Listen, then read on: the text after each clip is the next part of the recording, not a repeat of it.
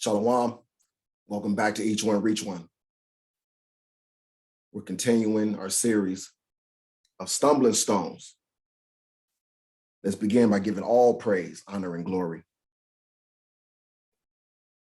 to our Father, Yahweh, praying in the name of our beloved Lord and Savior, our Master and our Redeemer, Hamashiach Yahweh Shai, Wahar Rakakadash.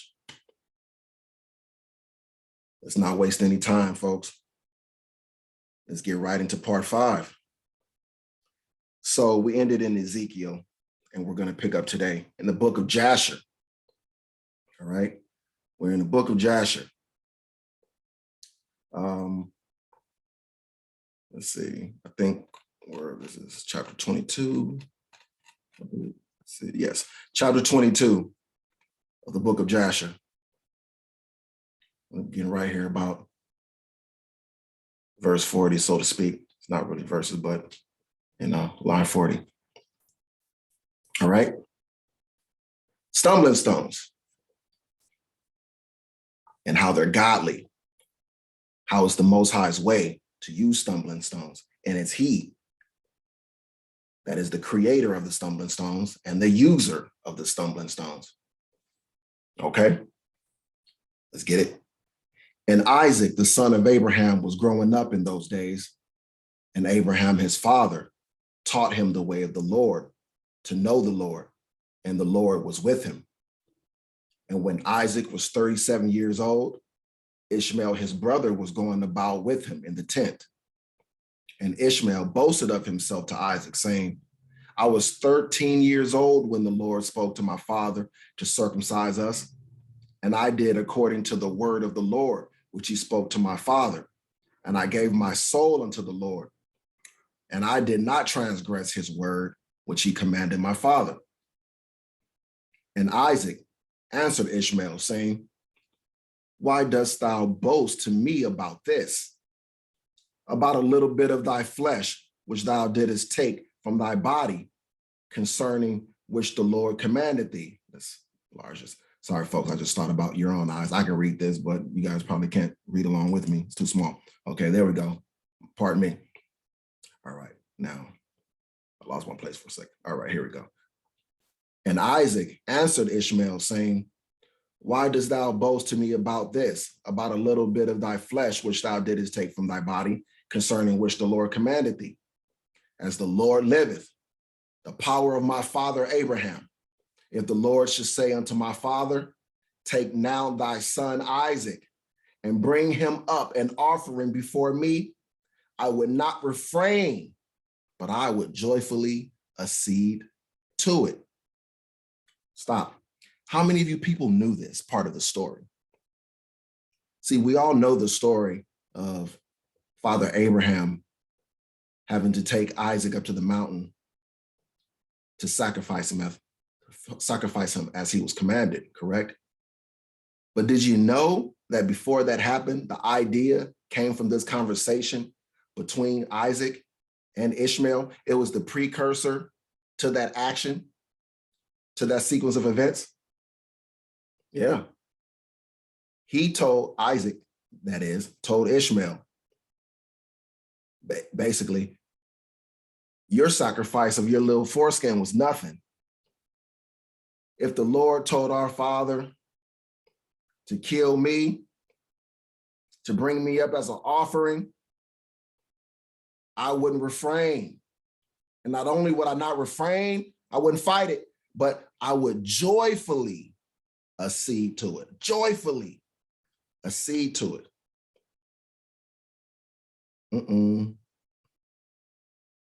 Verse 45. And the Lord heard the word that Isaac spoke to Ishmael. He hears everything. And it seemed good in the sight of the Lord, and he thought to try Abraham in this matter. The Lord said, oh, that's a great idea. Let's see if you walk it like you talk it, Isaac. Let's find out if you're just talking or if you really mean what you said. Stumbling stone. Here comes the stumbling stone. Here comes the stumbling stone, right? Not only now is this stumbling stone about to be used against Isaac himself, but it's also going to be used against Father Abraham, right? To see if he's going to do as commanded. Righteous men are often presented with stumbling stones to try them. See, and he said it, and he thought to try Abraham in this manner. This matter. He's going to throw this stumbling stone in front of Abraham in order to try him in this matter, because he's a righteous man. To try him, not to destroy him, not to make him fall on his face, because he knew he would not fall on his face. He understood the man. He understood his creature. He knew what he would do, but he still had to be tried in this matter for his own faith to be strengthened and built, and for this to be a testament to others of the Most High's glory, for it to be a strengthening of Isaac himself as well, right? And the day arrived when the sons of the Most High came and placed themselves before the Lord. And Satan also came with the sons of the Most High before the Lord. You see that? Satan came before the throne. He came before the Most High. So you got to understand, Satan was constantly used as a stumbling stone. That was his role. It was his function. He usually did the same thing in the garden. He was a stumbling stone. That was his job. That was the purpose of his creation.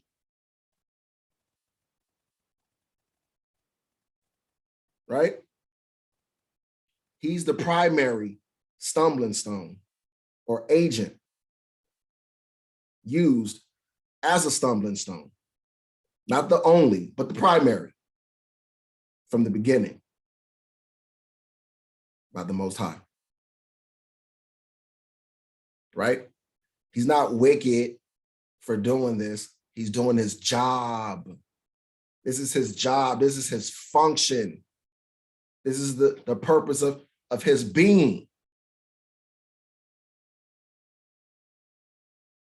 Right?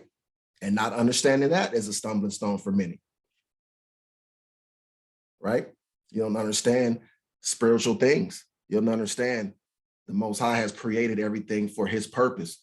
Every man, every woman, everything has his purpose. He's the potter. He fashions the clay for his purpose. Everyone for a righteous purpose or a wicked purpose. Right? Okay, so, and the Lord said unto Satan, whence comest thou?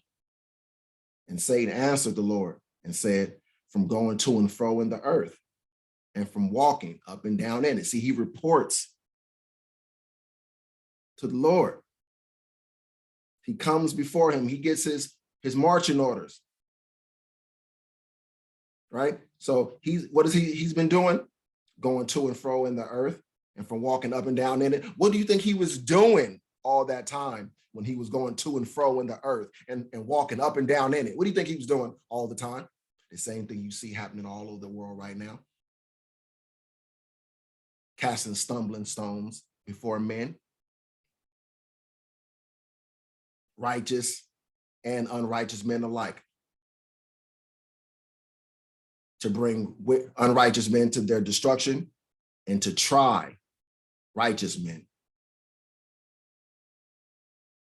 This is what he's been doing. And the Lord said to Satan, what is thy word to me concerning all the children of the earth? Give me a report on what's been going on and on how things have been going. See, he's asked for a report now on everything that he's been out there doing. What have been the results of your work going to and fro, walking up and down? Give me a report now. concerning all the children of the earth.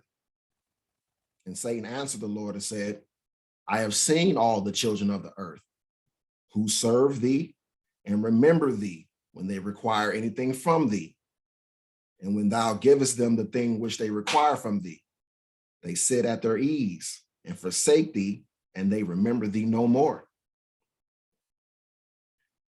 See, what you're hearing about right now is how blessings can be stumbling stones to certain people.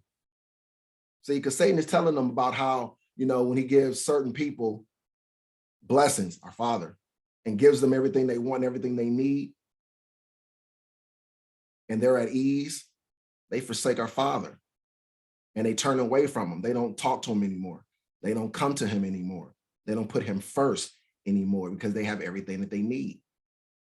Many people only come to our Father when they are in desperation, only when things are bad for them.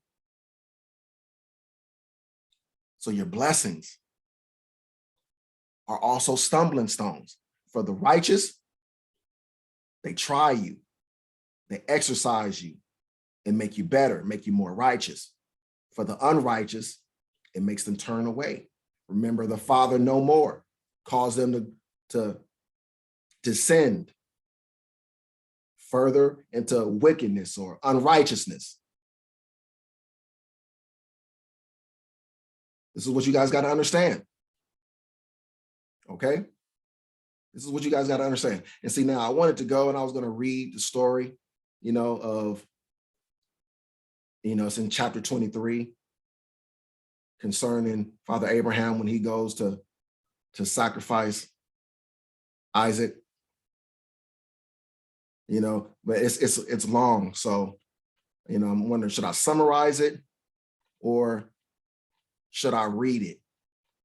Because this is quite the read, when you include commentary, this may take a while. This may take a while. And I'm not trying to have this be an extra long study series, right? But I also don't want anybody to think that I'm just talking, right? So let us go ahead and read. See, that answers that. I don't want anybody to think I'm just talking. Let's get it. All right. Jasher, chapter 23. At that time, the word of the Lord came to Abraham, and he said unto him, Abraham, and he said, Here I am. And he said to him, Take now thy son, thine only son, whom thou lovest, even Isaac, and go to the land of Moriah, and offer him there for a burnt offering upon one of the mountains which shall be shown to thee. For there wilt thou see a cloud and the glory of the Lord. And Abraham said within himself, How shall I separate my son Isaac from Sarah, his mother, in order to bring him up for a burnt offering before the Lord? So he said it within himself. He knew better than to say it out loud to the Most High, but he thought it to himself. And Abraham came into the tent, and he sat before Sarah, his wife, and he spoke these words to her. My son Isaac is grown up, and he has not for some time studied the service of his power. Now tomorrow I will go and bring him to Shem and Eber, his son, and there he will learn the ways of the Lord, for they will teach him to know the Lord, as well as to know that when he prayeth continually before the Lord, he will answer him. Therefore, there he will know the way of serving the Lord, his power. See, he didn't say, no, I'm not going to do it. He didn't question, man, should I do it? Should I not do it? His only question was, how am I going to break this to Sarah? How am I going to explain it to her? That I have to go and kill her only son. How am I going to explain to her? Right? But he didn't stumble at being told that he had to do it. He was going to go get it done. He was just wondering what to tell Sarah. So already he didn't stumble at the stumbling stone. Already it's a stumbling stone, and he did not stumble, right? But the casting of the stumbling stones is not in there. It's not over. Let's keep going. And Sarah said, Thou hast spoken well. Go, my Lord, and do unto him as thou hast said, but remove him not at a great distance from me, neither let him remain there too long, for my soul is bound within his soul. And Abraham said unto Sarah, my daughter, let us pray to the Lord our power, that he may do good with us. And Sarah took her son Isaac, and he abode all the night with her. And she kissed and embraced him and gave him instructions till morning. And she said to him, O my son, how can my soul separate itself from thee? And she still kissed him and embraced him. And she gave Abraham instructions concerning him.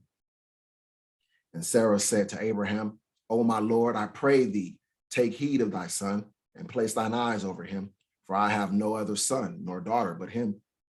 O forsake him not. If he be hungry, give him bread, and if he be thirsty, give him water to drink. Do not let him go on foot, neither let him sit in the sun. Look how protective she is over him. He's 37 years old, and she's talking as if he's 7 years old, right? But, she's old. This is her only son, to be expected, right? Especially when you understand people were living longer back then. And the way our concept of age now is much different than it used to be. See, back then, 37 was still considered young. You were still considered young back then. Now you consider a grown-ass man, right? But not then. But let us continue. Neither let him go by himself in the road, neither force him from whatever he may desire, but do unto him as he may say to thee. Salah. And Sarah wept bitterly the whole night on account of Isaac, and she gave him instructions till morning. And in the morning, Sarah selected a very fine and beautiful garment from those garments which she had in the house that Abimelech had given to her. And she dressed Isaac, her son, therewith, and she put a turban upon his head, and she enclosed a precious stone in the top of the turban. And she gave them provision for the road, and they went forth. And Isaac went with his father, Abraham, and some of their servants accompanied them to see them off the road. And Sarah went out with them, and she accompanied them upon the road to see them off. And they said to her, return to the tent. And when Sarah heard the words of her son Isaac, she wept bitterly. And Abraham, her husband, wept with her. And their son wept with them, a great weeping. Also, those who went with them wept greatly. And Sarah caught hold of her son Isaac, and she held him in her arms, and she embraced him and continued to weep with him. And Sarah said, who knoweth if after this day I shall ever see thee again? And they still wept together, Abraham, Sarah, and Isaac. And all those that accompanied them on the road wept with them. And Sarah afterward turned away from her son, weeping bitterly. And all her men servants and maid servants returned with her to the tent. And Abraham went with Isaac his son to bring him up as an offering before the Lord, as he hath commanded. And Abraham took 2 of his young men with him, Ishmael, the son of Hagar, and Eleazar, his servant. And they went together with them. And whilst they were walking in the road, the young men spoke these words to themselves. And Ishmael said to Eleazar, now my father Abraham is going with Isaac to bring him up for a burnt offering to the Lord, as he commanded him. And when he returneth, he will give unto me all that he possesses to inherit after him, for I am his firstborn. And Eleazar answered Ishmael and said, surely Abraham did cast thee away with thy mother, and swear that thou shouldest not inherit anything of all he possesses, and to whom will he give all that he has with all his treasures, but unto me his servant, whom has been faithful in his house, who has served him night and day, and has done all that he desired me. To me will he bequeath at his death all that he possesses. And whilst Abraham was proceeding with his son Isaac along the road, Satan came and appeared to Abraham in the figure of a very aged man, humble and of contrite spirit. Here comes Satan. What is he coming to do, everybody? We know what he's coming to do. His job. What is his job? To cast stumbling stones, right? To do things, to cast stumbling stones that would try the righteous and the wicked. More often than not, most likely the wicked are going to stumble at the stumbling stones. They're going to fall, but the righteous will not. He's coming to do his job. Here's the next stumbling stone. And he approached Abraham and said to him, Art thou silly or brutish, that thou goest to do this thing this day to thine only son?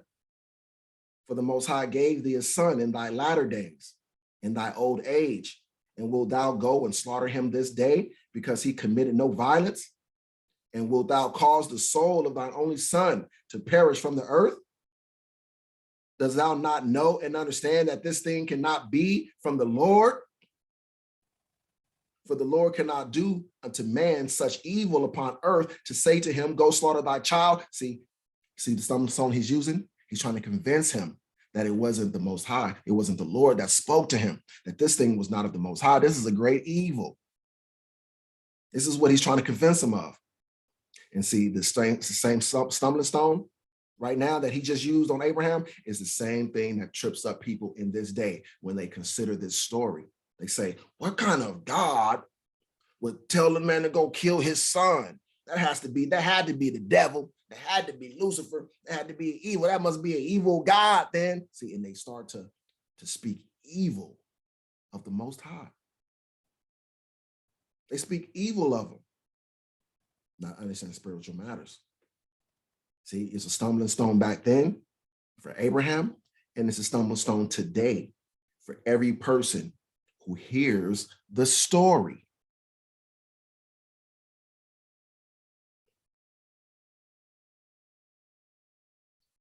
"28, and Abraham heard this and knew that it was the word of Satan." See that? See, because the righteous walk in the light. We can see, we know the voice of the Lord. We have the spirit of discernment, so we can see when Satan is at work. See, Abraham heard this and he knew that it was the word of Satan, who endeavored to draw him aside from the way of the Lord. He knew this was a stumbling stone. He knew it. But Abraham would not hearken to the voice of Satan. And Abraham rebuked him so that he went away. Great job, Father Abraham. That's what a righteous man does. He's able to discern. He's able to discern right and wrong, good and evil, righteous from unrighteousness. He's able to discern the voice of the righteous and the voice of the wicked. He's able to discern someone sent of the Most High and someone coming with a different motive. He understands, he knew, because he had a relationship with the Father. So with his relationship, he knew him. He knew him and knew his voice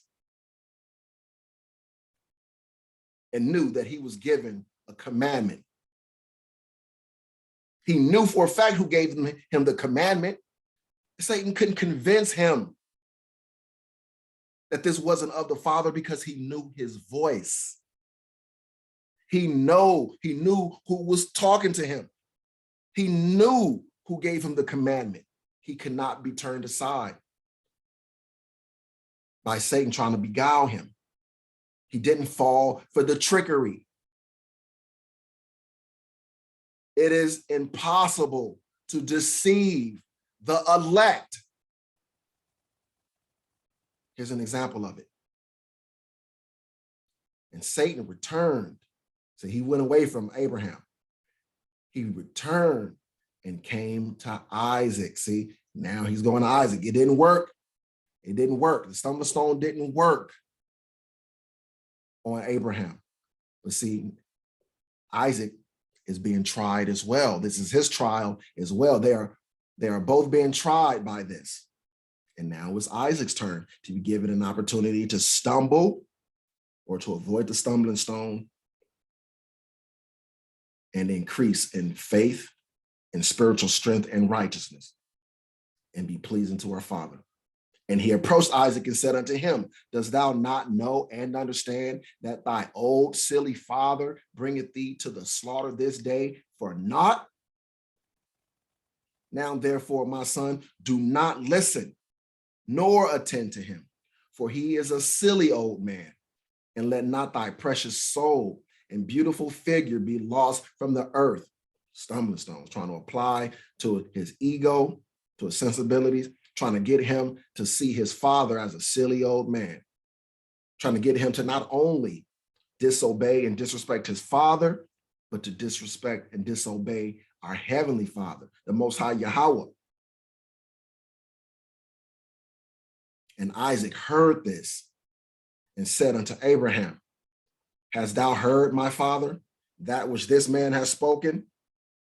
Even thus has he spoken.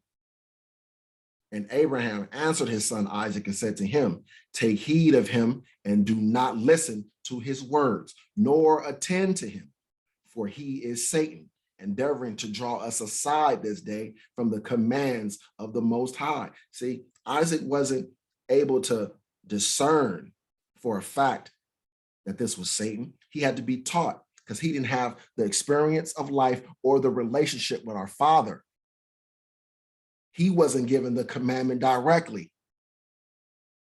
So he had to lean on his father's wisdom.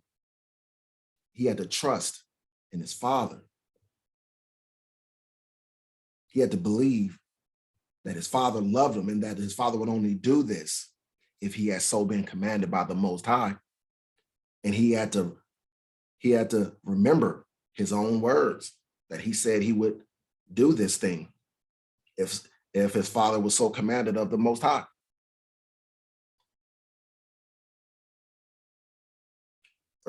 And Abraham still rebuked Satan, and Satan went from them. And seeing he could not prevail over them, he hid himself from them. And he went and passed before them in the road. And he transformed himself to a large brook of water in the road. And Abraham and Isaac and his two young men reached that place, and they saw a brook, large and powerful as the mighty waters. Here he goes again. He's not done. He's not done. He's still working on it. They're en route to go perform their godly act of obedience. And here he is trying to trip them up. He's pulling out all the stops. He's doing everything he can to try to trip them up.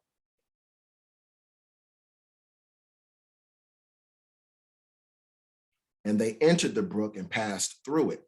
And the waters at first reached their legs. And they went deeper in the brook, and the waters reached up to their necks. And they were all terrified on account of the water. And whilst they were going over the brook, Abraham recognized that place. And he knew that there was no water there before. Look, how was he able to recognize the stumbling stone? Because of wisdom, because of knowledge. He recognized that place. He had knowledge of the place. And so because he had knowledge of the place, he was able to put the math together and say, there should not be a brook in this place. This has to be a stumbling stone. This has to be the works of Satan, right? No, being deprived of knowledge, wisdom, and understanding is a stumbling stone. But this brook could not be used as a stumbling stone against Abraham because of the knowledge that he had. Knowledge is power. My people are destroyed for lack of knowledge. Abraham was not destroyed by making the wrong decision this day because he had knowledge. He had the knowledge he needed in order to make him, in order to cause him to make the right decision. 37. And Abraham said to his son Isaac, I know this place in which there was no brook nor water. Now, therefore, it is this Satan who does all this to us, to draw us aside this day from the commands of the Most High power. And Abraham rebuked him and said unto him, the Lord rebuke thee, O Satan, be gone from us, for we go by the commands of the Most High power. And Satan was terrified at the voice of Abraham. Listen, he was terrified at the voice of Abraham. Why? Remember, the Most High dwells within his righteous men. So when he rebuked him, when he stood strongly and rebuked him, you know what Satan heard? The voice of he who was within him. Because Satan understands spiritual matters. And Satan was terrified at the voice of Abraham. and he went away from them. And the place again became dry land, as it was at first. And Abraham went with Isaac toward the place that Yahweh had told him. And on the third day, Abraham lifted up his eyes and saw the place at a distance which the Most High Yahweh had told him of. And a pillar of fire appeared to him that reached from the earth to heaven, and a cloud of glory upon the mountain. And the glory of the Lord was seen in the cloud. And Abraham said to Isaac, my son, dost thou see in that mountain, which we perceive at a distance, that which I see upon it? Do you see what I see, son?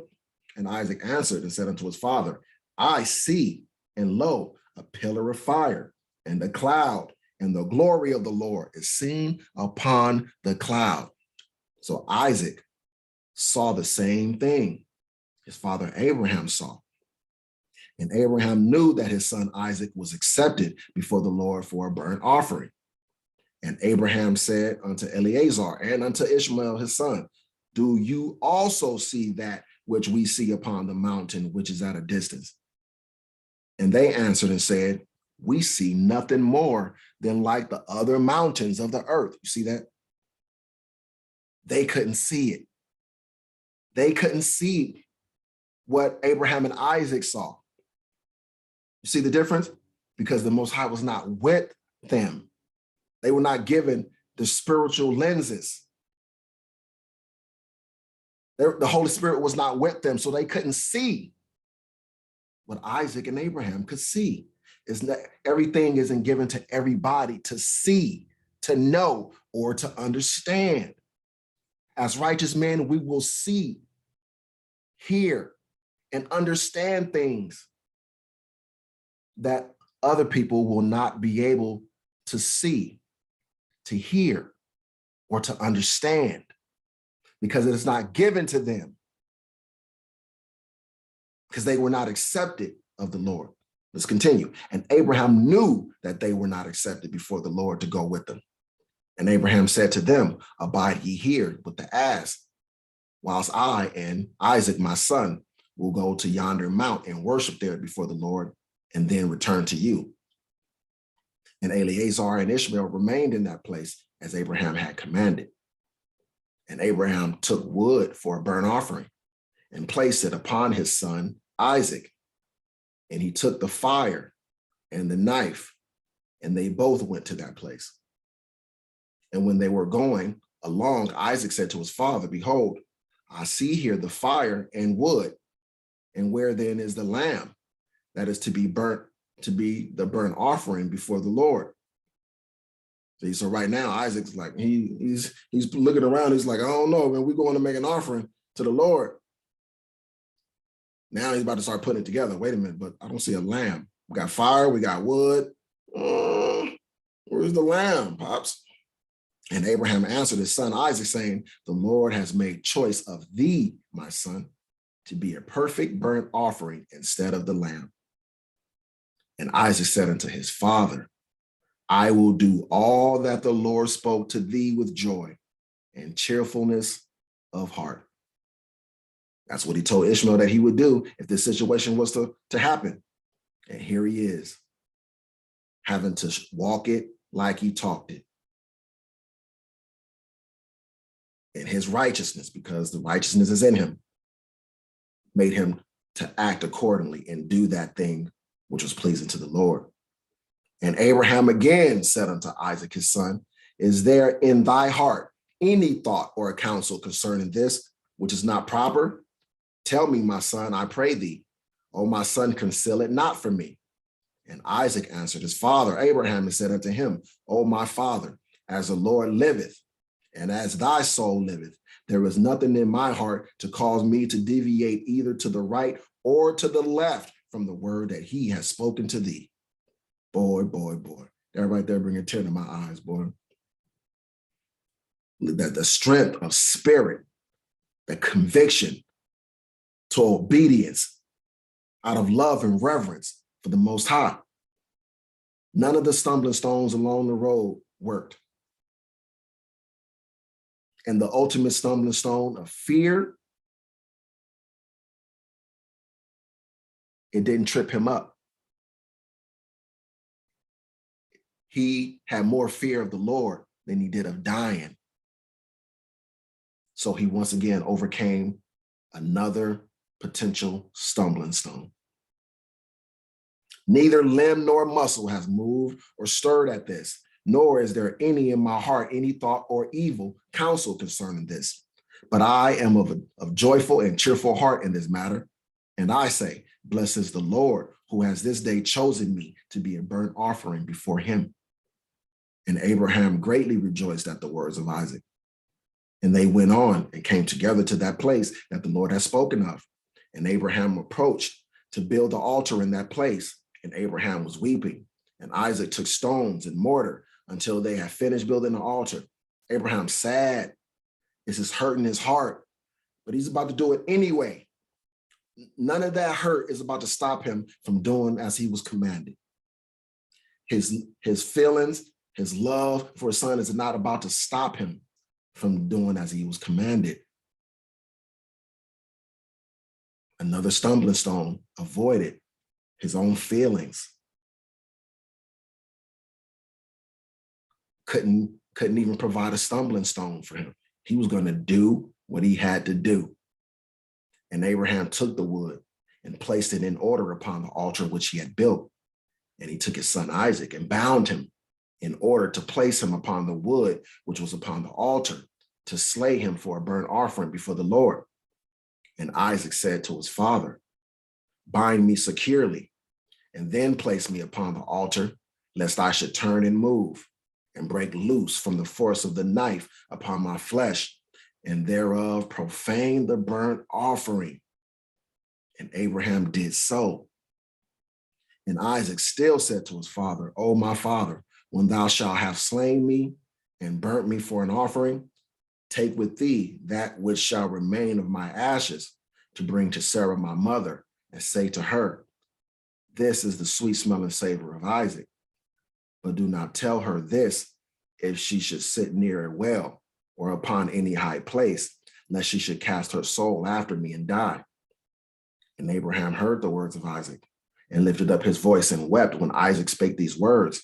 And Abraham's tears gushed down upon Isaac his son. And Isaac wept bitterly. And he said to his father, hasten thou, O my father, and do with me the will of the Lord our power, as he has commanded thee. And the hearts of Abraham and Isaac rejoiced at this thing which the Lord had commanded them. But the eye wept bitterly, whilst the heart rejoiced. And Abraham bound his son Isaac and placed him on the altar upon the wood. And Isaac stretched forth his neck upon the altar before his father. And Abraham stretched forth his hand to take the knife to slay his son as a burnt offering before the Lord. At that time, the angels of mercy came before the Lord and spake to him concerning Isaac, saying, O Lord, thou art a merciful and compassionate king over all that thou hast created in heaven and in earth, and thou supportest them all. Give therefore ransom and redemption instead of thy servant Isaac, and pity and have compassion upon Abraham and Isaac his son, who are this day performing thy commands. Hast thou seen, O Lord, how Isaac the son of Abraham thy servant is bound down to the slaughter like an animal? Now therefore let thy pity be roused for them, O Lord. At that time the Lord appeared unto Abraham and called to him from heaven and said unto him, lay not thine hand upon the lad, neither do thou anything unto him. For now I know that thou fearest your power in performing this act, and in not withholding thy son, thine only son, from me. And Abraham lifted up his eyes and saw, and behold, a ram was caught in the thicket by his horns. That was the ram which the Lord power had created in the earth in the day that he made earth and heaven. Hear that? You hear that? For the Lord had prepared this ram from that day to be a burnt offering instead of Isaac. And this ram was advancing to Abraham when Satan caught hold of him and entangled his horns in the thicket, that he might not advance to Abraham. in order that Abraham might slay his son. And Abraham, seeing the ram advancing to him, and Satan withholding him, fetched him and brought him before the altar. And he loosened his son Isaac from his binding, and he put the ram in his stead. And Abraham killed the ram upon the altar and brought it up as an offering in the place of his son Isaac. And Abraham sprinkled some of the blood of the ram upon the altar. And he exclaimed and said, "This is in the place of my son. And may this be considered this day as the blood of my son before the Lord."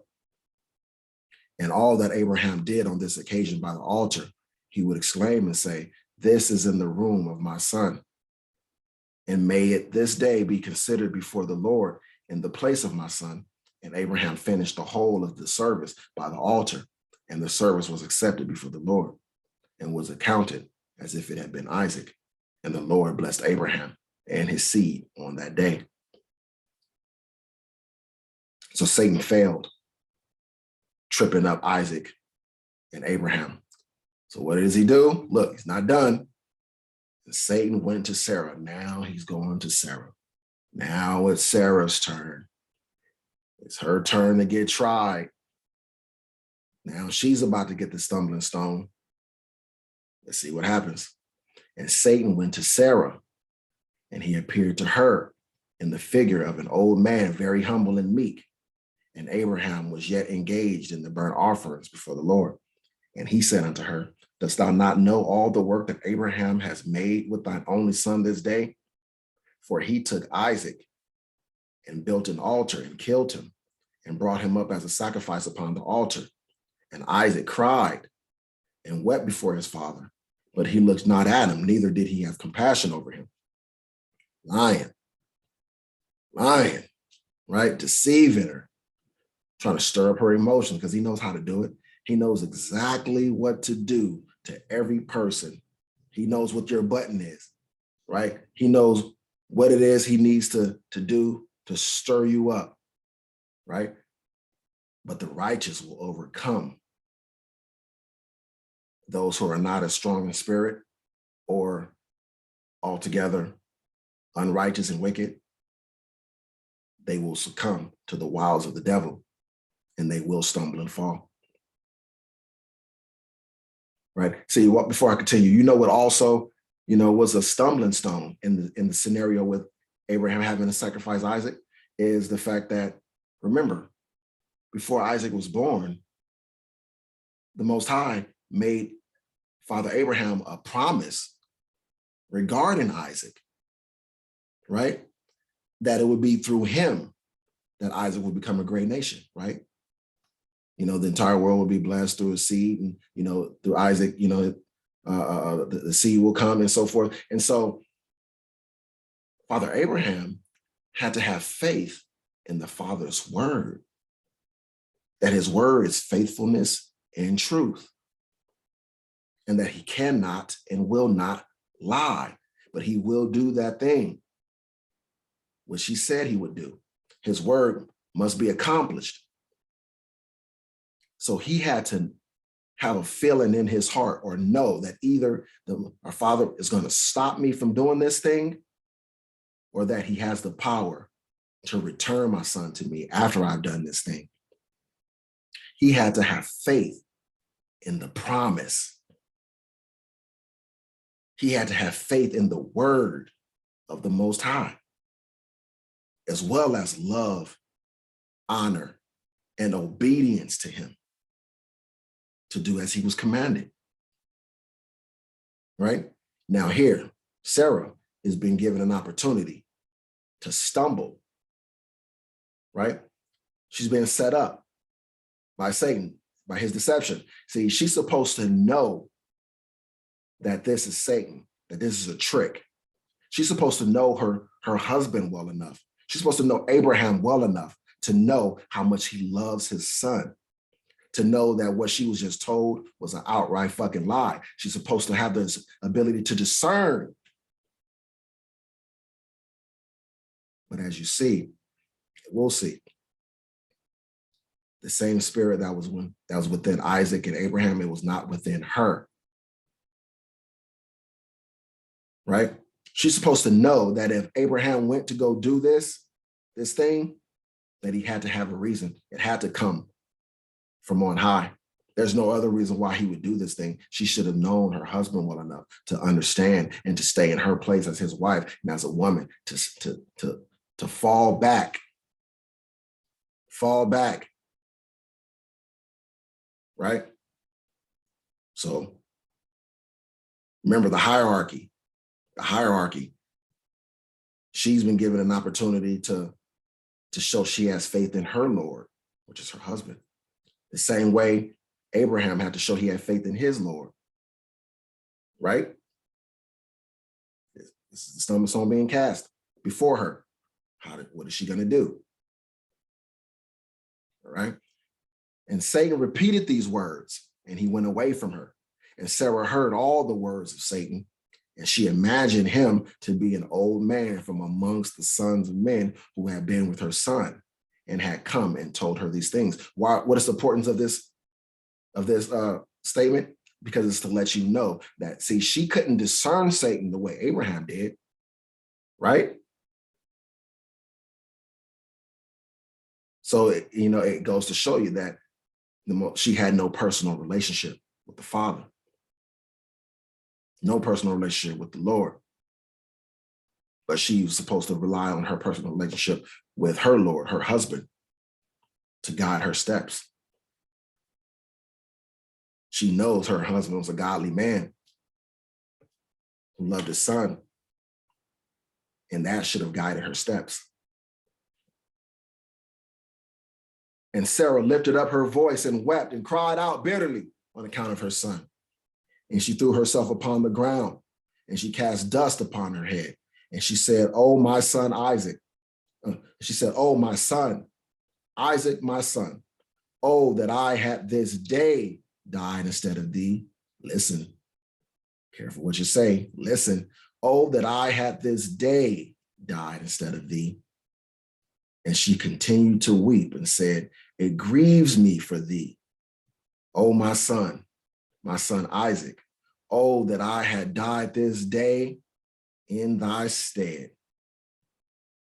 And she still continued to weep and said, "It grieves me for thee, after that I have reared thee and have brought thee up. And now my joy is turned into mourning over thee. I that had a longing for thee and cried and prayed to the Most High till I bare thee at 90 years old. And now hast thou served this day for the knife and the fire to be made an offering. But I console myself with thee, my son, in its being the word of the Lord." What? Wait, what? So look, she's consoling herself and saying, "Well, I understand this is the word of the Lord. For thou didst perform the command of thy power." So she knows this is the command of the Most High. "For who can transgress the word of our power? In whose hands is the soul of every living creature." Now you see her stumbling stone. See, I led y'all into this. I read this a bunch of times. I knew this was coming. This is not new to me. But I took you through it the way I took you through it so that you can get it without me, because I found myself, dropping too many hints about what was coming. And I didn't want to do that. So I kind of try to lead you a certain way to leave a little bit of what do you call it? But not a cliffhanger. What's the word? Damn it, it's escaping me right now. I got too many thoughts in my head. To leave you, make it unambiguous, you know what I'm saying? So that it wouldn't be clear to you exactly what was going on. But what was going on is that she was being given an opportunity to transgress, to stumble. Remember, she was given, remember how the Most High will hold you more accountable for your knowing.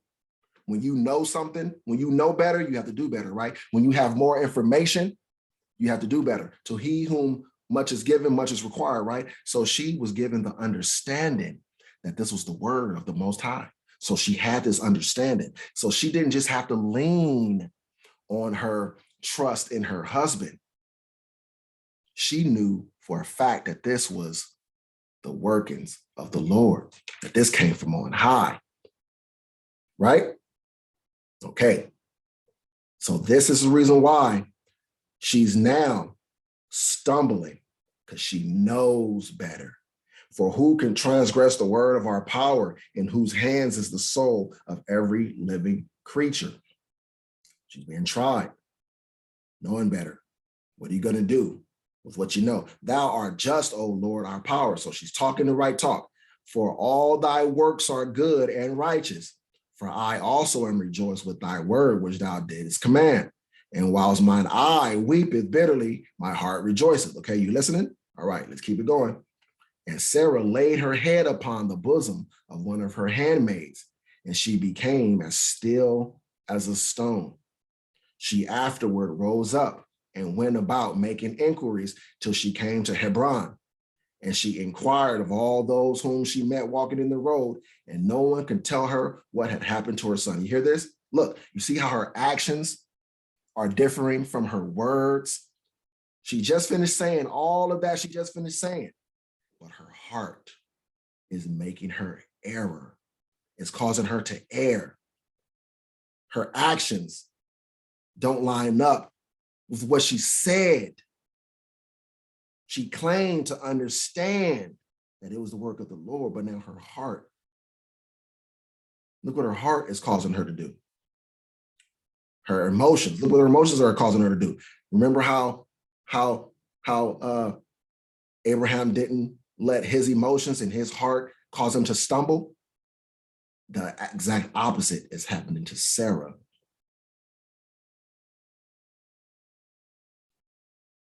After she afterward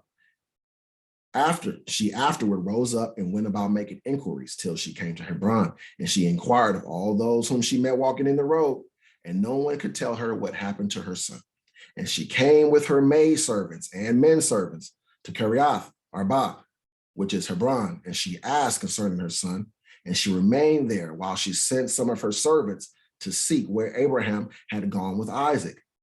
They went to seek him in the house of Shem and Eber, and they could not find him.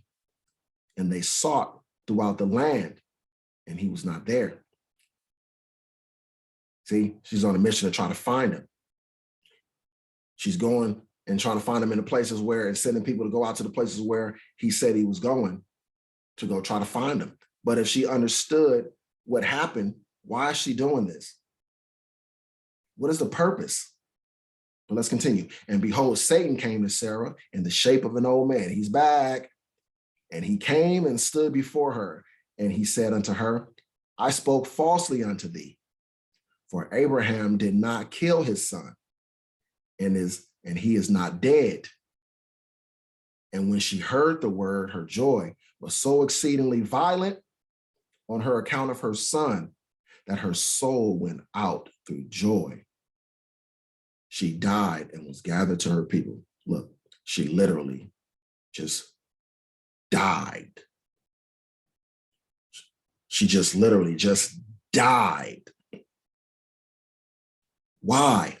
Because she stumbled to her detriment. To her detriment.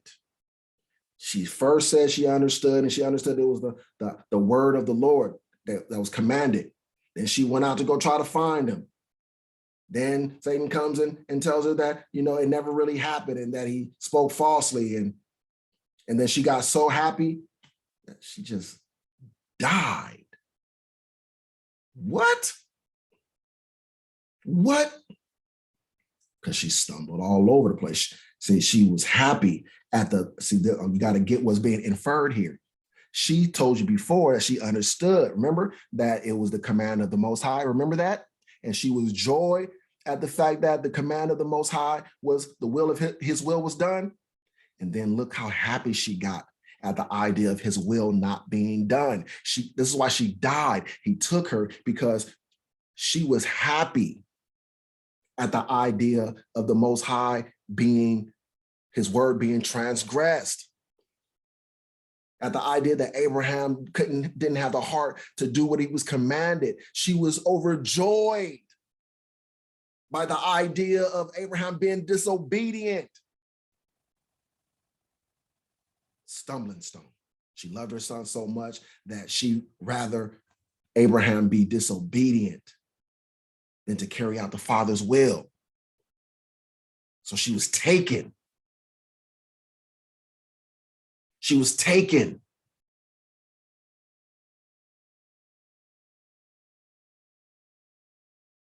Man, can you dig it? This is how big stumbling stones are. And this is what they're used for. You know what I'm saying? This is what they're used for. And they're righteous. They're meant to try you. They're meant to get the Most High's will accomplished.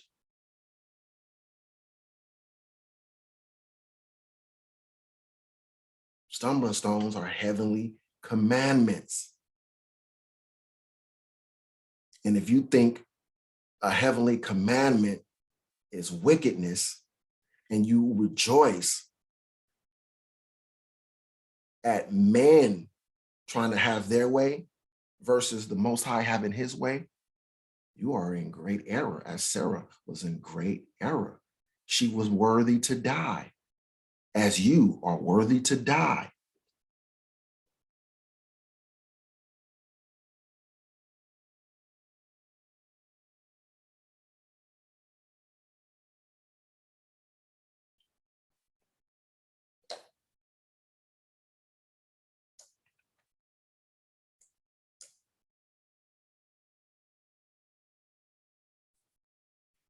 All right. So let's see.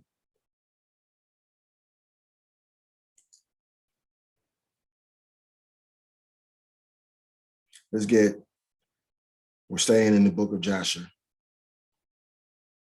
Book of Jasher, chapter 6. And where I'm going right now, just so you guys understand, is I'm going to begin now to get into something that is a stumbling stone. So I've talked about stumbling stones. Now I want to address something that is a stumbling stone. Again, lack of knowledge, wisdom, and understanding is a stumbling stone, right?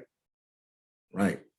And there is something, a lack of understanding, a lack of knowledge, and a lack of wisdom within our community that exists that is causing people to stumble. People are being divided and it's causing brethren to fall out,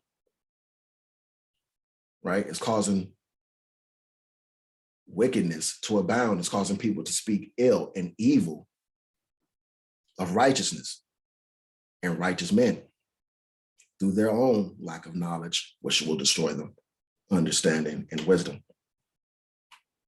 right? Because they have not been given the Holy Spirit, or the Holy Spirit has not guided them into all knowledge, wisdom, and understanding, because everyone is given gifts in measure, right? They're given it in measure. So I want to address a major stumbling stone, which is geography, the lands. There's a misunderstanding about geography, and there's a misunderstanding about the division of the lands. And so we got to get out of feelings. We got to get out of our indoctrination, because everything that we understand about the lands and geography, we learned it from our enemies. We learned it from the people who we know to be deceivers and liars. We call them devils, and we admit that they lie about everything. So we have to unearth everything they tried to hide, everything they tried to bury, every lie that they've told. We got to examine everything that they've ever told us to find the truth, because we know that they told us nothing but lies. So we got to get the word, the written word, to understand the truth. We can't rely on, what men just say, right? We have to get what's in writing, right? We have to get, one, the word, the divine word, the divinely inspired word, and we have to match that with many other different writings that are out there to get an understanding, because there are, all of the conquerors and the so-called explorers and so forth. They all wrote things down. They all wrote things down. And if you truly want to understand things, you got to get to the heart, right? Go read countless writings and put it all together. If you read enough, you'll begin to get the babies out of the bathwater. You'll begin to see the gems. You'll be even covered in soot. You'll still notice the gems. You'll start to be able to discern the truth from the fiction, the truth from the lies, the fantasy and fiction from reality, what actually happened, right? So let's get Joshua chapter 6. We'll come down to 39. At that time, on the 27th day of the second month, the earth was dry, but Noah and his sons and those that were with him did not go out from the ark until the Lord told them. And the day came that the Lord told them to go out, and they all went out from the ark. And they went and returned everyone to his way and to his place. And Noah and his sons dwelt in the land that the Most High had told them. And they served the Lord all their days. And the Lord blessed Noah and his sons when they're going out of the ark.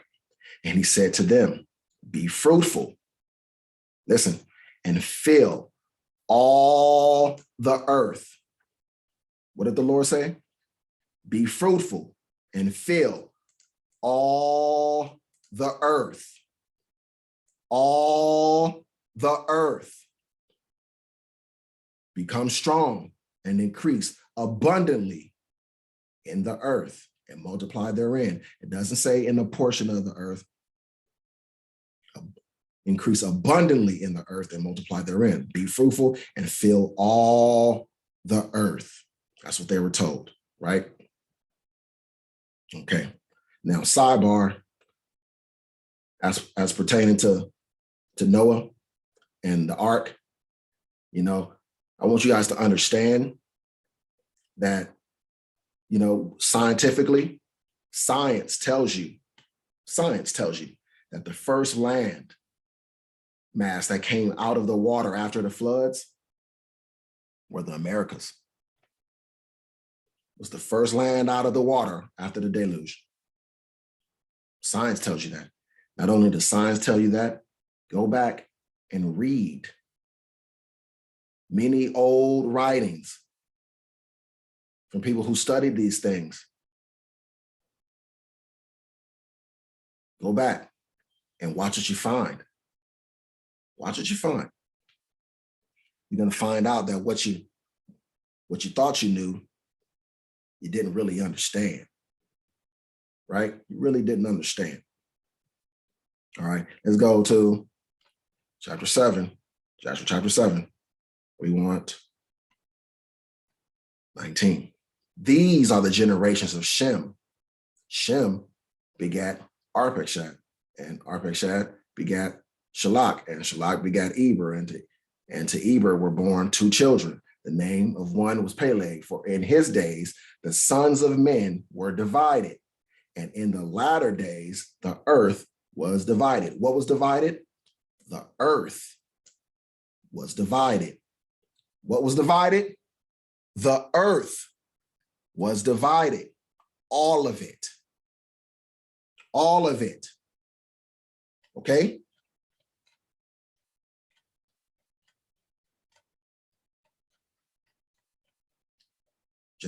Joshua chapter 10.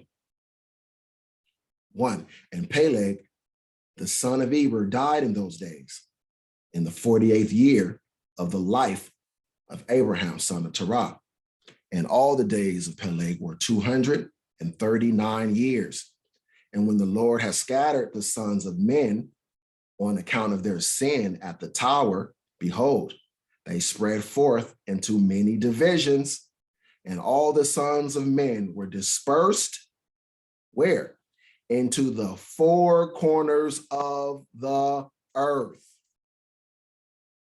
After the Tower of Babel fell, the men were scattered into the four corners of the earth.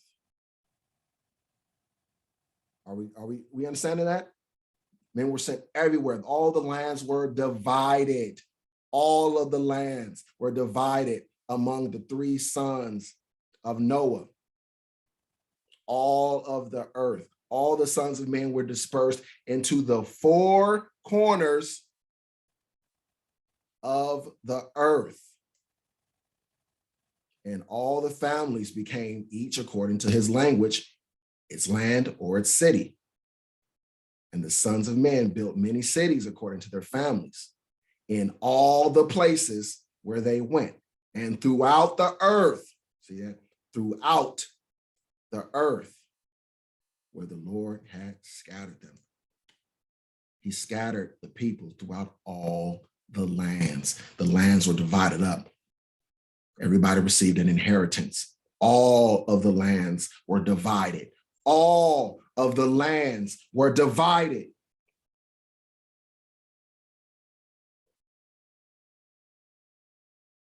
All of it.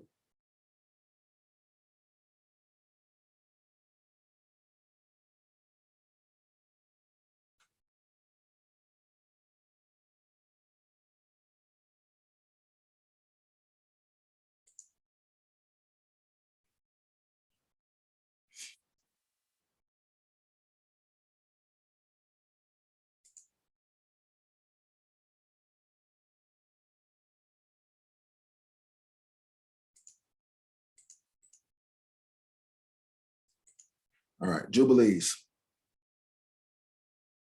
8. Come down to 8. And in the 6th year thereof, she bare him son, and he called his name Peleg. For in the days when he was born, the children of Noah began to divide the earth among themselves, began to divide the earth, not a continent, not a little portion of land, the earth. For this reason, he called his name Peleg. And they divided it secretly among themselves and told it to Noah. And it came to pass in the beginning of the 33rd Jubilee that they divided the earth into 3 parts for Shem and Ham and Japheth, according to the inheritance of each in the 1st year, in the 1st week, when one of us who had been sent was with him. Listen, they divided the earth in 3. The entire earth was divided into 3 parts. Shem got a part, Ham got a part, Japheth got a part. The entire earth, all of it. Okay? And he called his sons, and they drew nigh unto him, they and their children, and he divided the earth into the lots, which his 3 sons were to take in possession. And they reached forth their hands and took the writing out of the bosom of Noah, their father. And there came forth on the writing as Shem's lot, the middle of the earth, which he should take as an inheritance for himself and for his sons and for the generations of eternity, from the middle of the mountain range of Rapha, from the mouth of the water, from the river Tina, and from his portion goes toward the west through the midst of this river, and it extends till it reaches the water of the abysses, out of which this river goes forth and pours its waters into the sea Mayat. And this river flows into the great sea. and all that is towards the north is Japheth's, and all that is towards the south belongs to Shem. First thing you have to do is understand that, remember, we get our concept of what the world looks like from our enemies. We get it from our enemies. And many expect everything to still look today as it did back then, which is another error. All right, but let us dive into this. All right, the middle of the earth was given unto Shem, the middle of the earth, right? The middle of the earth. Now, this is their map. This is what they say the earth looks like. But I just want to teach you something real quick. Let's use their map to highlight the idiocy, okay? Okay. If we use their map, if their map is correct, right, then the middle of the earth would encompass Africa, right? That would be included, right? Africa would be included, and all of this territory in here in Europe, this would all be included in the middle if we used their version of the map, right? So we know this version of the map can't be true, right? This can't be right. Okay? So we got to get this out of our heads. But while we're here, let's do something else. Let's put something else on our minds real quick. Now, according to popular belief, right? What they try to convince you to believe, they want to tell you that Turkey is where the ark landed, okay? Even though science tells you, and all the ancient writings and everything tells you that, you know, the Americas were the first lands out of the water, what these people try to tell you is that Turkey was where the ark landed. And there's a reason why they got to tell you this, right? Because they're going to try to point this as the middle. But look at this little piece of land. Like, you think, look, they will try to tell you that this right here, this was the only bit of land that Shem was given. The chosen line, the chosen sea line, got the worst piece of land, right? Got this little bit of land right here. Everything else went to Japheth and Ham. And they want to tell you that the Americas, nobody got that. There's nothing happening over there. Even though the scriptures tell you that all the earth was divided. They want you to believe that there's nothing happening over here. Nobody went to the Americas. Nobody is over there in that land, that only this part of the world over here is being inhabited. This is the land over here that was being inhabited, that was divided up. When they say earth, it didn't really mean all the earth. See, that's what the people like to do. I know what it says, but let me tell you what it meant, though. That's what they like to do. No, all the earth was divided. All of the earth was divided. Okay? Okay, so listen to this, Israelites. So if you guys don't want to argue with what we know about geography that our enemies taught us, then this is what you have to believe. You have to concede this, and this is going to fuck you up. Because if we're going to listen to you who are listening to our enemies, then we have to believe that Turkey is where the ark landed. And if Turkey is where the ark landed, Turkey has to be home base, right? Which means where they were that's where Shem's land was. So this has to be the land of Shem. Turkey has to be the land of Shem, because we know that the place where they were, he was dividing the land, and Japheth and his descendants had to go north, and they inhabited the lands of north. So by using their map, okay, so they would have went from Turkey, and Japheth and his seed will go north, and they would end up having Russia and all this up here, right?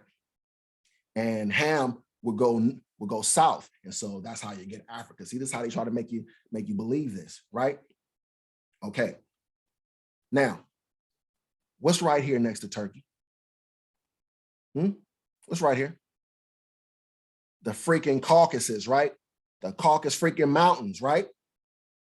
Right? So you saying the Caucasus freaking mountains are in the land of Shem? The Caucasus freaking mountains, that's damn near ground zero. for Shem. So you're saying Shem are the Caucasians. Once again, now, if you believe this, then there's no way that we, Negroes, can be the Israelites. That means we've been misled. We've been lying this entire time. We can't be Israel, okay? That's fucking stupid, all right? But to add more to the idiocy is you guys are willing to believe that the Most High has a chosen people, right? A favorite people, that is his beloved people out of the entire nations of people. And to his favorite people, he gave them as an inheritance this little itty bitty strip of land right here that you guys consider Israel. The itty bitty strip of land. That's what he gave to his favorite people. His pride and joy got one of the worst pieces of land on the earth. Really? That's what you're going to say. And see, this is a problem because in order to give the Most High, he wants his people to give him all the praise, honor, and glory that he deserves. And how can you give him all the praise, honor, and glory he deserves if you don't even understand the truth about the lands? If you can't even look at your lands that you were given as an inheritance and say, thank you for these lands, Lord. Thank you for giving us the most beautiful lands. Thank you for giving us the best lands on the earth, because that's what he did. You have to understand that he gave the best lands on the earth to his favorite people, his pride and joy. Think about it. Why would he give the best lands to the other people, right? He dwells with his people, right? He dwells where his people are, right? He dwells in his men, right? You think he wouldn't want to dwell in the best lands that he's created? That he himself is going to dwell in the land with his people, and that he wouldn't want to dwell in the best lands? He would give that to the other people groups, not his favorite. No, man. No, man. See, the Americans, man, they were empty and nobody was on that land until Israel went over, the 10 tribes went over there, man, after Assyria. Even though, what does the scripture say?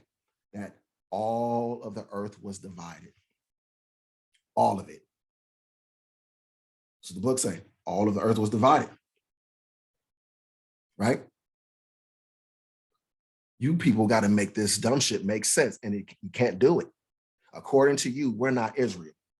Everything you guys try to hold on to that you were taught by your enemies was taught to you so that you cannot be pointed to as the people, including what they taught you about the lands. Because if you look at the lands the way they taught you, it makes it impossible for you to be the people. Impossible. You can't be the people and what they told you about the lands be the truth at the same time. You can't have it both ways. You can't have it both ways.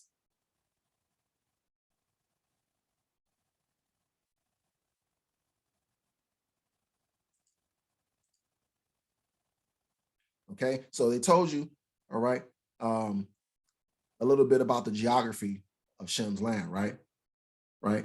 From the middle of the abysses, right? Let's get that, from the middle of the abysses. From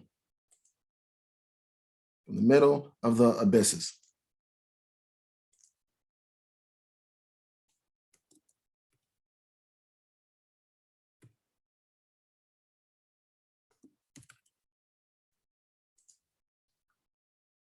A deep or seemingly bottomless chasm, a wide or profound difference between people or gulf, or the regions of hell conceived of as a bottomless pit. Okay, so abyss, a deep or seemingly bottomless chasm.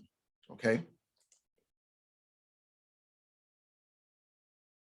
All right, and here tells you in this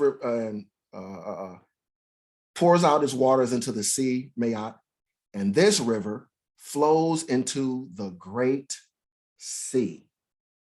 The great sea. Now, let's be smart here, right? Now, when it says great sea, you have to think of etymology. You have to think of context, right? It's not talking about a sea called the Great Sea. It's not talking about great as in popular or famous. we know that great in this reference is referring to size, right? And it says the great sea, not a great sea, the great sea. So it's talking about the biggest sea, the largest sea, the largest sea.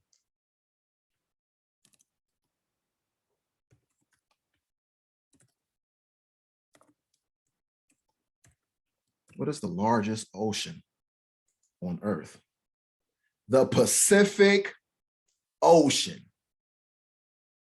The Pacific Ocean is the largest, the greatest, and the deepest abyss, the deepest, the largest, the great sea, and the deepest of the world. The deepest, as in abysses, of the world ocean basins. The largest. The largest.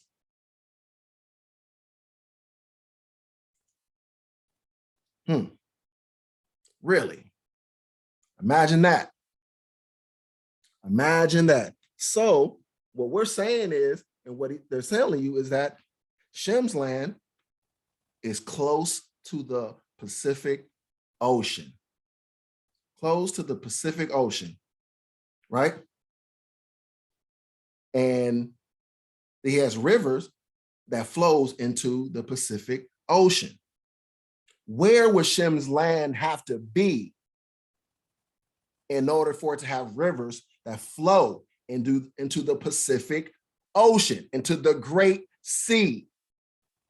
Where would this land have to be in order to flow into the Great Sea?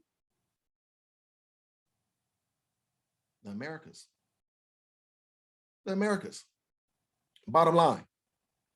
Bottom line. Right? Bottom line. Can't get away from it.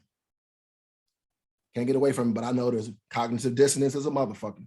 There's still people trying to argue and find a way to make this not make sense. They're going to try the different ways to make this come out the way they need to, but it doesn't make sense. It doesn't make sense. I'm telling you, if you try to hold on to the land of Shem being over there and the land of Israel being that little speck of land over there, and that Shem got the smallest amount of land, the favorite line was Shem, got the smallest piece of land. And among the favorite line, there's even more specifically, there's a favorite family among Shem, Israel. And Israel gets that small, tiny desert piece of shit of a land over there. That's what he gave as an inheritance to his beloved Israel. Wow. We know that Israel was betrothed to the Most High, right? Betrothed to the Most High. Now, wouldn't a husband give the greatest gift he's able to give to his wife? Or would he give it to strangers? Would he give strangers? Would he give strange women better land or better gifts than he gives to his bride? Think about it. Israel was betrothed to the Most High. Right? Betrothed. Would he give his best land to his own bride or to strange women?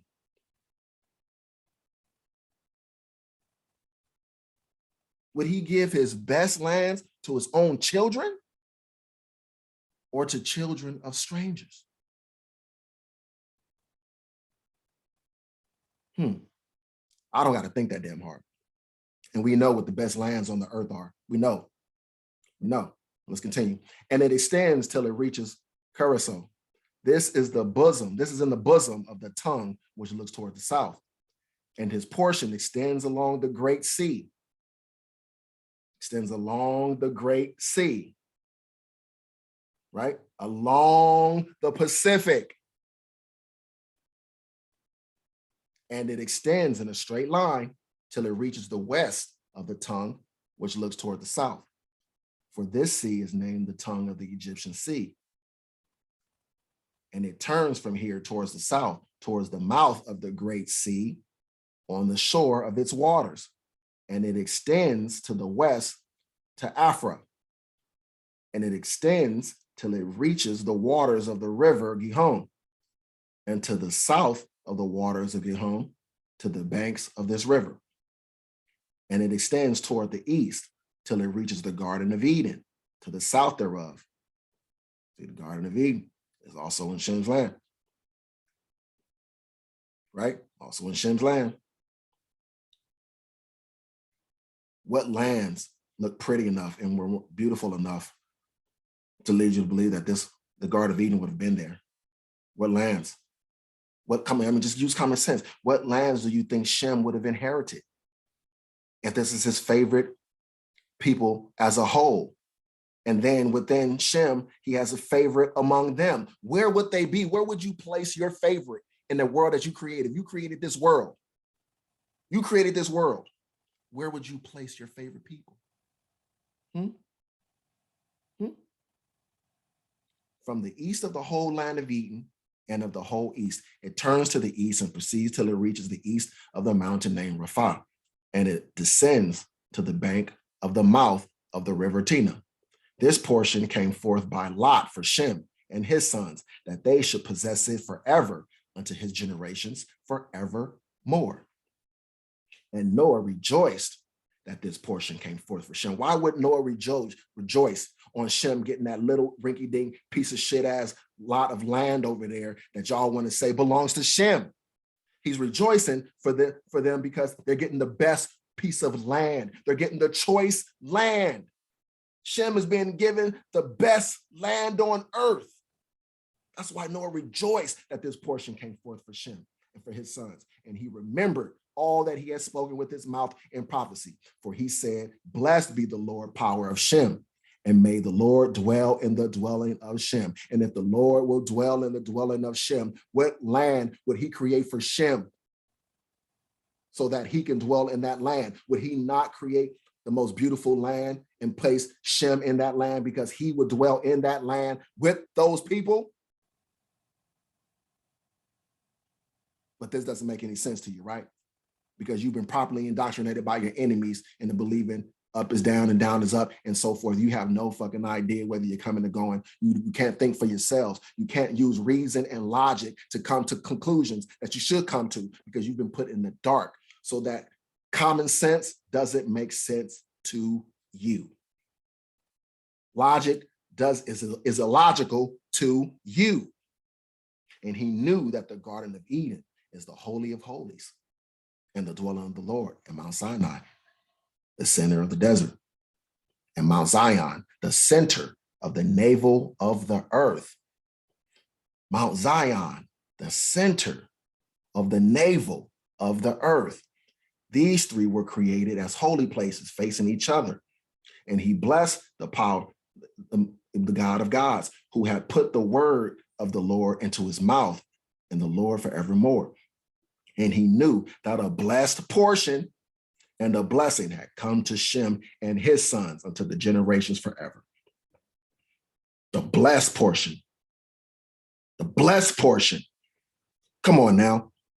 Come on now. Look at the land over there. Y'all gonna seriously try to tell me that little bit of land over there, Saudi Arabia and, the little land of Israel and Turkey, and that's the blessed land? That's the blessed portion? The whole land of Eden and the whole land of the Red Sea and the whole land of the East and India and on the Red Sea. Remember India, because they remember these people over here. You say, again, you got to remember what's what. You don't apply this term India to mean that land over there. You got to completely erase everything they taught you. And on the Red Sea, this is the reason why I remember it. Why they call it the West Indies over here, the Indies, okay? And on the Red Sea and the mountains thereof, and all the land of Bashan, and all the land of Lebanon, and the islands of Kaftar, and all the mountains of Sanir, and Amana, and the mountains of Asher in the north, and all the land of Elam, Asher, and Babel, and Susan, and Maidai, and all the mountains of Ararat, and all the region beyond the sea, which is beyond the mountains of Asher towards the north, a blessed and spacious land, and all that is in it is very good. A blessed and spacious land. But y'all want to say it's that tiny, itty bitty piece of land over there. A blessed and spacious land. Blessed and spacious. Mount Zion, the center of the navel of the earth. Mount Zion, the center of the navel of the earth.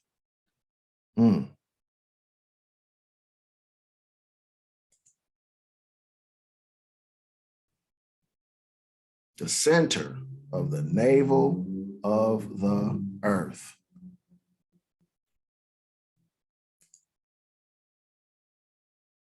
Cusco is a word in the native Inca language. You know, the Inca were in America, right? Cusco, whose name derives from a Quechua word meaning navel or center. Navel or center, Cusco, Peru. Got the name because it means navel or center. Navel or center of what? What did they know the land was the navel or center of? What did they know the land was the center of? Inca in Americas. You heard of the term Mandinka, right? Guess where that comes from? See, they had to change the word from Mandinka to Mandinga, Mandingo. Mandingo, it morphed over time to hide something from you, right? Mandinka, 2 words, it's a conjunction word, right? Mandinka.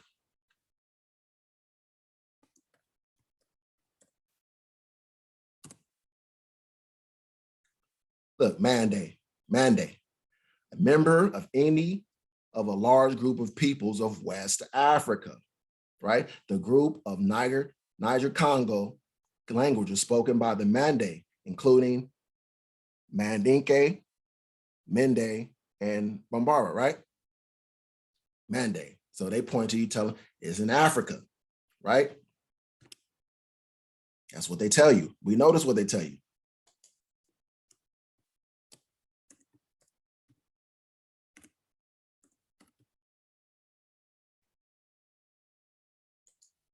Mandinka, right? The Mandinka, also known as the Mandingo and Malinke, among other names, are a West African people spread across parts of the Guinea, Ivory Coast, Mali, Senegal, and the Gambia and Guinea-Bissau, right? They are descendants of the great Mali Empire, right, that flourished in West Africa, right? Now, they want you to believe that these people originate from Africa. But just because they were in Africa, don't mean they originated from Africa. You've been taught that everything started in Africa and then moved elsewhere. But that's not the case. Everybody was placed in their lands after the Tower of Babel fell. Everyone was spread throughout all the earth. All the earth. And Shem, we know our people were the smartest, we were the most advanced, we had most of the technology and everything else. Our people had been sailing and going out and colonizing throughout the rest of the world from the beginning. They were moving around. Mandinka is a combination of 2 words, Mande and Inca. We know where the Inca come from the Americas. From the Americas, okay? They play with words and spellings to throw you off the scent, to lead the truth seekers into a certain direction. They want you to go in the wrong way in pursuit of the truth. So they created a false construct for when we start to awaken, because the devil knew we would awaken. It was written. that we would awaken and start to pursue the truth. And when we did, that we would be led in the wrong direction. Only those who had the spirit on them to dig and dig and dig and just follow all the breadcrumbs and keep digging and have that itch that we can't scratch, that we need to get to the bottom of it, to find it out. Only those people would understand the truth. Only those people would understand the truth. And there's so much that I wish I can pack into this lesson and really bring all this out. But the reason why I'm really not doing what I want to do right now is because I'm already way over the time I wanted to go. And so I'm cutting it short. I'm not really going in depth the way I want to. I would have dove into this extensively, you know what I mean? But I want to cut this off. I don't want to make this any longer than it already is. You know what I'm saying? I gave you enough for you guys to go and do homework on your own. You should be in a habit of studying, researching, like digging. Dig, man. Go look for information, man. Go dig and see what you find. You know what I mean? Look at the United Nations flag, man. Why does the United Nations flag have a map of the world that doesn't look like the map of the world that they give us? The United Nations, what do they know that everybody else doesn't know? What are they trying to tell you? All these nations have come together. All of these nations in the world and all these world powers have come together. And this is what they chose as their collective symbol to represent them. A map of the earth that doesn't look like the map of the earth that they show you. They got a different version of what the earth looks like, and it doesn't match what they show you. Wake the fuck up. They're playing with you, and you're being a fucking idiot, sitting back believing everything that they've ever told you. You've been lied to. Wake up. Got to conclude this lesson. I'm way over. Y'all go dig if you care. If you don't, stay in the dark, but don't call the people who are the children of light, who are pursuing all knowledge, wisdom, and understanding via the motivation and the guidance of the Holy Spirit. Don't be so stupid to blaspheme the Holy Spirit and call those men, those people, ignorant. You are the ignorant. If you are believing everything that your enemies and your oppressors told you, knowing that they are deceivers, devils, and liars, you are the idiot. And you got to come to grips with that and be a quiet idiot. Be an idiot in the background, okay? Don't speak up when intellectuals are speaking, all right? Fall back. Just fall back and don't say anything, okay? Don't say anything, all right? With that, let us give all praise, all honor, and all glory to our Heavenly Father, Yahweh, praying in the name of our blessed Lord and Savior, our Master, Redeemer, and our King, Hamashiach Yahweh Shai, Wahara Kakadash. I'll see you guys on the next video. Shalom.